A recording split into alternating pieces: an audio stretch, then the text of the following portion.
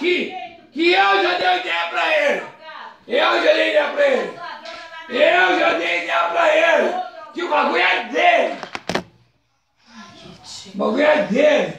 Minha senhora querer meter a mala aqui não. Certo? Paga pau do caralho. Mandou você tomar no cu e você fica pagando pau. Certo? Só que eu sou diferente. Eu sou verdadeiro. Certo? Eu sou verdadeiro. E eu falo que os outros nunca falou. Eu falo. Vai tomar no seu cu. Vai você tomar no seu cu. Certo? Ela enche sua cabeça e fala um pouco pra você. Eu não.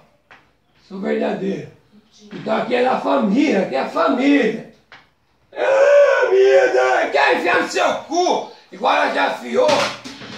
Você já moscou e já quis botar o bagulho do nome dela. A Miss José Hildo. José Hildo que tá combinando tudo aqui. Vai o caralho. Certo? Isso aqui é do Ribeiro. Manda vir. Bater de frente.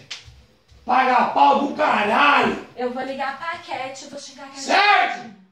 Aí, eu tô dando uma fã de verdade aqui, ó. Quem quer saber de seus abafos, idiota? Ele, todo mundo aqui, ó, família. Ela quer dar tudo pra ele. Mas não vai domar. Não vai dominar. Isso aqui é do Ribeiro. Ridículo. Certo? Da família. Ridículo. Que coisa meio que eu. A senhora vomita. A senhora vomita. E vai de frente. Não agrada não. A senhora que faz essa merda. Ele quer. Só que eu sou diferente. Eu sou Ribeiro de verdade. Aí você mexe. Com quem vomita. Quem que vomita na sua cara de verdade? Quer dizer, nós vomita de verdade. Eu sou Ribeiro. Aí você não mexe. Eu não sou ele. E a senhora mexe. Que eu com a mão devo dar pra você. Certo? A senhora paga mal tal mesmo. E quer? Só que não vai tomar nunca.